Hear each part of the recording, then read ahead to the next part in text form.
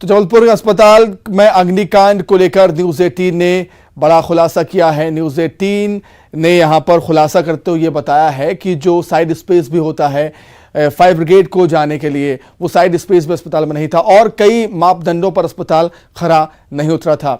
अधिक जानकारी के लिए हम सीधे संवाददाता पवन का रुख कर लेते हैं, जबलपुर में मौजूद है।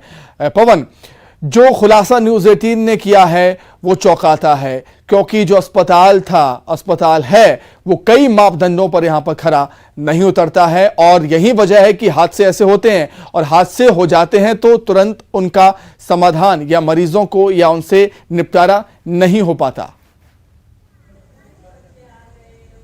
बिल्कुल सुमित, अब जो कार्रवाई हो रही है या जो भी चर्चाएं हो रही हैं ये महज खाना पूर्ति है। आपको मैं महत्वपूर्ण बात ये बताना चाहूंगा कि आज जिस अस्पताल में ये हादसा हुआ है वहां की चर्चा शुरू हो गई है। वहां के बारे में ये तमाम जानकारियां निकल के आ रही हैं कि हॉस्पिटल की बिल्डिंग कंप्लीशन रिपोर्ट नहीं थी, जो साइड रोड के लिए 5.6 मीटर का स्पेस दिया जाना था वो नहीं था।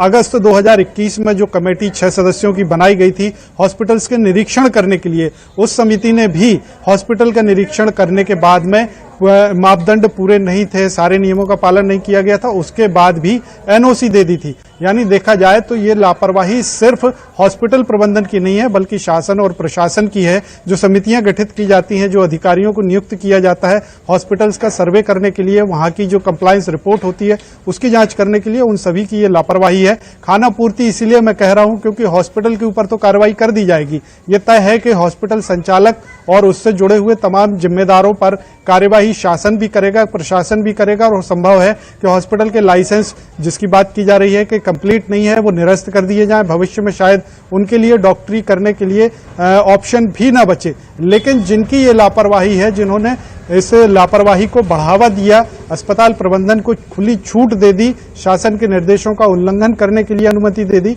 उनके खिलाफ कार्यवाही ना होना बड़ा सवाल अभी भी बना हुआ है। दूसरी बात, आज जिस हॉस्पिटल में घटना हुई है उसके अलावा जबलपुर में ऐसे कई और अस्पताल हैं, बड़े बड़े अस्पताल हैं, बड़े बड़े रसूखदारों के अस्पताल हैं जिनके खिलाफ कार्यवाही होना चाहिए, जिनका सर्वे होना चाहिए और यदि नियम विरुद्ध संचालित हो रहे हैं तो उनके खिलाफ कार्यवाही होना चाहिए। कोरोना काल में सबसे ज्यादा हॉस्पिटल्स, प्राइवेट हॉस्पिटल्स की लापरवाही भी देखी है और मनमानी भी देखी है, जहां मरीजों को लूट लिया गया, इलाज भी नहीं मिला, उनका जेब भी खाली हो गई, कई लोगों के जमीन मकान गिरवी रख गए, लोन ले लिया इलाज कराने के लिए, लेकिन इलाज नहीं मिला, उन्होंने अपने परिजनों को भी खो दिया, धन भी उनका गया। उसके बावजूद भी ऐसे अस्पतालों के खिलाफ कार्यवाही नहीं की गई। यदि लिस्ट की बात की जाए कि जबलपुर अकेले की बात करें तो ऐसे तकरीबन 2 दर्जन से ज्यादा अस्पताल हैं जो कोरोना काल में नए खुले हैं, यानी शुरुआत जिनकी कोरोना के दौरान हुई है या कोरोना के बाद हुई है, लेकिन अभी भी वहां पर नियमों का पालन नहीं होता। लेकिन इलाज के नाम पर जो फीस चार्ज की जाती है, जो बिल दिया जाता है उन्हें, वो इतना तगड़ा होता है कि मल्टी स्पेशलिटी और शायद दिल्ली और बड़े बड़े अस्पतालों में, बॉम्बे में शायद उतना खर्चा नहीं लगता है जितना इन अस्पतालों में इलाज के लिए खर्चा करना पड़ता है। एक महत्वपूर्ण बात और है कि डॉक्टर के साथ साथ जो हॉस्पिटल का स्टाफ होता है वो भी आधे से ज्यादा नॉन टेक्निकल होता है, यानी कि वो प्रशिक्षित नहीं होते हैं। कम पैसे देना पड़े, कम जो वेतन देना पड़े, उसके लिए लोगों को जॉब पर रखा जाता है, जिन्हें वहीं ट्रेनिंग देने के नाम पर कुछ समय फ्री काम किया जाता है और उसके बाद 3000 से 5000, 8000 रुपए में उन्हें मासिक वेतन में उन्हें जॉब दे दी जाती है। यानी देखकर ही समझा जा सकता है कि इस हॉस्पिटल में मरीजों को कितनी सुविधा मिलेगी। अब इससे कंपैरिजन अगर सरकारी अस्पतालों का करें तो मेडिकल अस्पताल उदाहरण है जहां ऐसा कोई दिन नहीं जाता जहां की शिकायत नहीं आती। जूनियर डॉक्टर्स की बात करें, स्टाफ की करें या डॉक्टर्स की लापरवाही की बात करें, तो ये तमाम सवाल हैं कि स्वास्थ्य व्यवस्थाएं मध्य प्रदेश में किस तरह से चरमराई हुई हैं। सरकारी अस्पतालों में इलाज नहीं मिलता, वहीं प्राइवेट अस्पतालों में लूट खसूट होती है और इस तरह की लापरवाही और इस तरह की गड़बड़ियों में मरीजों की जान जाती है। तो ये तमाम सवाल हैं जिनका जवाब तलाशना होगा। शासन को, प्रशासन को बेहद संजीदगी से इन समस्याओं का समाधान करना होगा ताकि लोगों के साथ इस तरह की घटनाएं भविष्य में ना हो। बिल्कुल ठीक बात कही आपने कि समाधान तलाशने की जरूरत है ताकि भविष्य में ऐसी घटनाएं ना घट सके। बहुत धन्यवाद पवन आपका जुड़ने के लिए।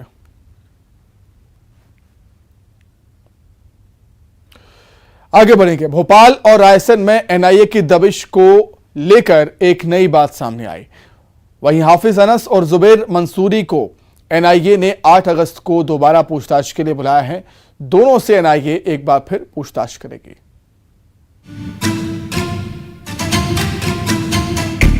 भारत में ISIS के मॉड्यूल को लेकर NIA की जांच तेज हो गई है।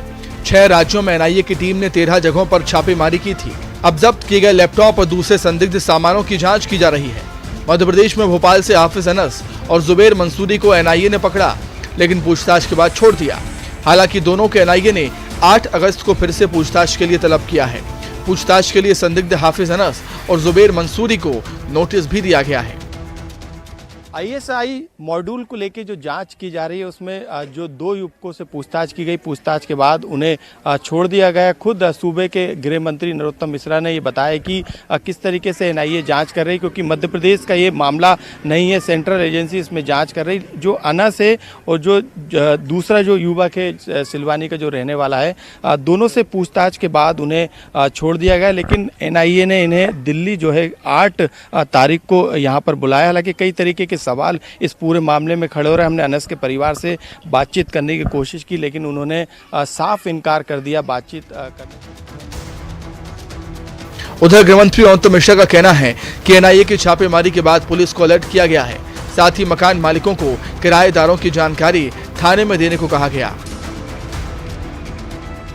संपूर्ण मध्य प्रदेश में पुलिस को जो मकान मालिकों, जो किराएदार रहते हैं, सभी थानों को हम अलर्ट करने वाले हैं कि वो इस तरह के जो संदिग्ध लोग हैं इनकी जानकारी पूरी की पूरी लें।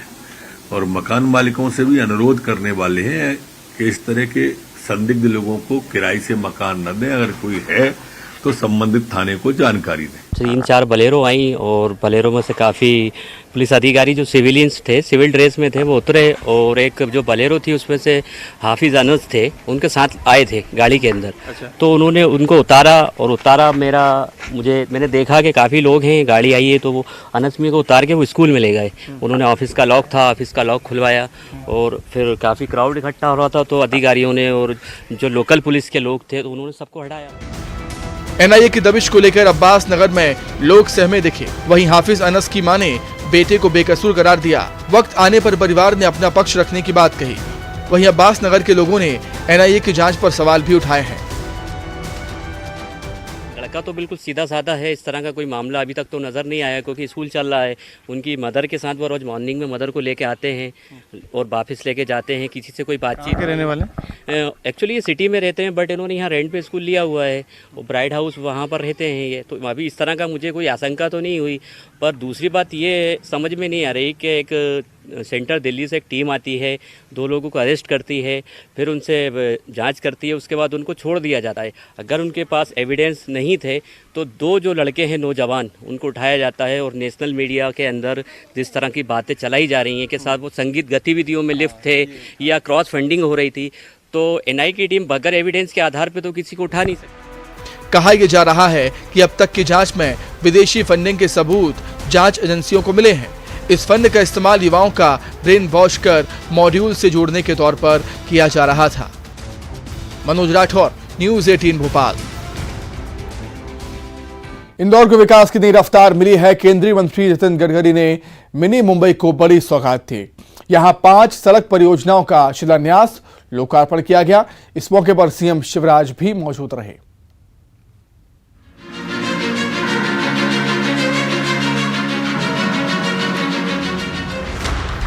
इंदौर को 2300 करोड़ रुपए लागत की सड़क परियोजनाओं की बड़ी सौगात मिली है।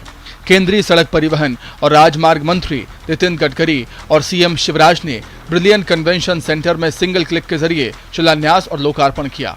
इसमें राउ फ्लाईओवर समेत 119 किलोमीटर लंबी 5 सड़क परियोजनाएं शामिल हैं। कार्यक्रम में CM शिवराज ने कहा कि 2014 के बाद 2.5 लाख करोड़ के काम केंद्रीय सड़क परिवहन और राजमार्ग मंत्री ने दिए हैं। इनमें से 64,000 करोड़ के काम पूरे हो गए हैं। इंदौर में हमारा सपना है कि हम केवल सड़कों पर ना चलें, हम आसमान का उपयोग भी करें। CM शिवराज ने कहा कि प्रधानमंत्री भारत के लिए भगवान का वरदान है। इस मौके पर CM ने केंद्रीय मंत्री नितिन गडकरी की तारीफ करते हुए कहा कि जहां चाह होती है वहां राह को निकलना ही पड़ता है। अकेले मध्य प्रदेश की धरती पर इस समय जो काम पूरे हो गए हैं, 2014 के बाद की बात कर रहा हूं, माननीय मोदी जी प्रधानमंत्री बने, गडकरी जी ने यह विभाग संभाला। मैं तब से अब की बात कर रहा हूं, जो चमत्कार लगती है।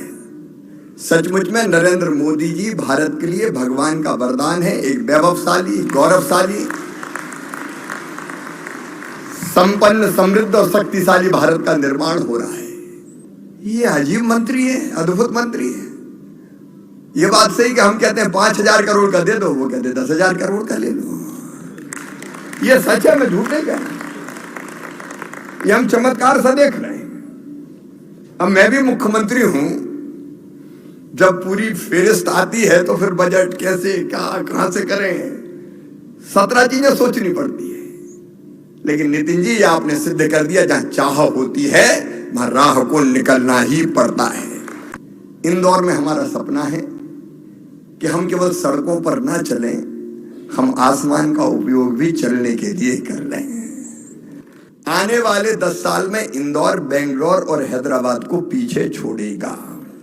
केवल मध्य प्रदेश नहीं, देश का सबसे तेजी से बढ़ता हुआ शहर है ये। वहीं इस मौके पर केंद्रीय मंत्री ने इंदौर की तारीफ की। उन्होंने कहा कि इंफ्रास्ट्रक्चर के मामले में इंदौर सबसे आगे है। देश को सुपर इकोनॉमिक पावर बनाने के लिए काफी काम करना होगा।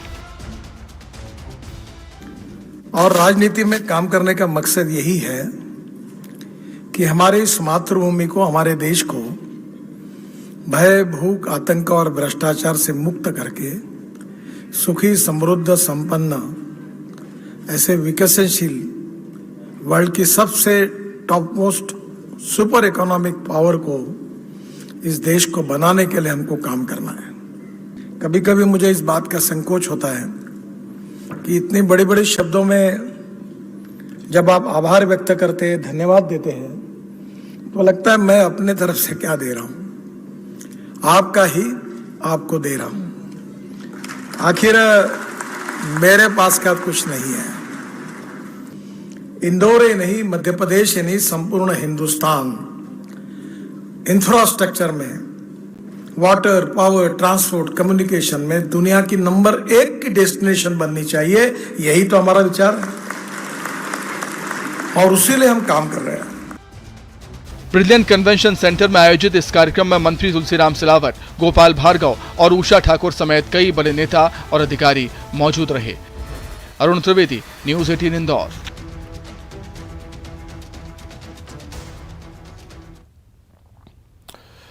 एमपी में सरकारी कर्मचारियों के लिए महीने के पहले दिन राहत भरी खबर आई। सरकार ने कर्मचारियों का महंगाई भत्ता बढ़ाने के आदेश दिए हैं। लिहाजा अब एमपी में भी कर्मचारियों का महंगाई भत्ता केंद्रीय कर्मचारियों के बराबर होगा। एमपी में सरकारी कर्मचारियों को सरकार की तरफ से बड़ा तोहफा मिला।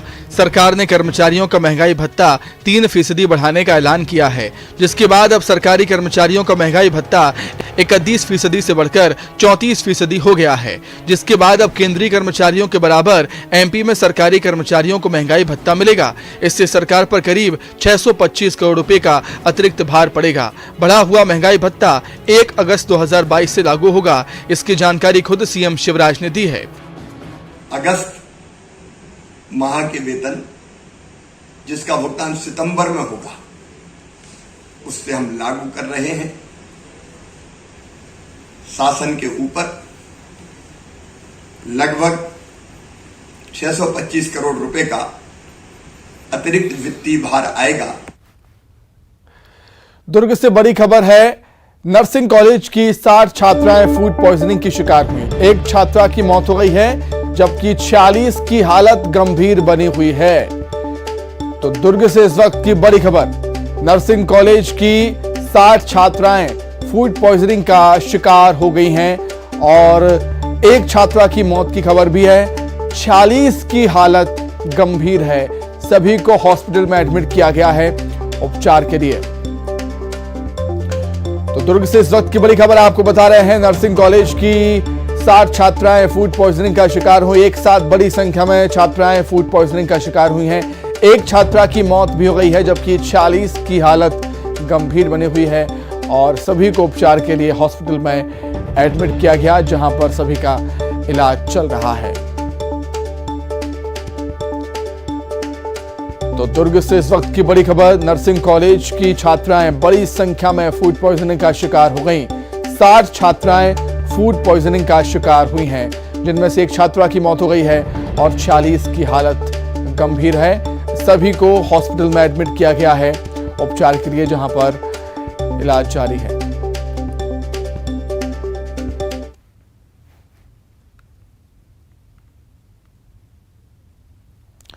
अधिक जानकारी के लिए बातचीत करेंगे संवाददाता मिथिलेश जुड़े हैं फोन पर।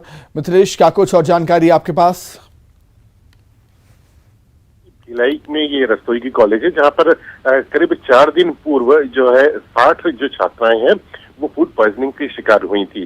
प्रबंधन ने इसको दबाया और किसी को जानकारी नहीं दी। आज जब एक छात्रा की अस्पताल में इलाज के दौरान मौत हो गई तो उसके बाद ये पूरा मामला खुला और उसकी जानकारी लगते ही वहां पर जनप्रतिनिधि पहुंचे और उसके बाद में ये मालूम चला कि फूड पॉइजनिंग की शिकार जो है वो 60 छात्राएं थी और उन्होंने बासा खाना देने का आरोप लगाया है प्रबंधन पर। तो अब पूरे मामले में जांच की बात कही जा रही है। ठीक है मिथिलेश, बहुत धन्यवाद आपका तमाम जानकारी के लिए, बहुत शुक्रिया।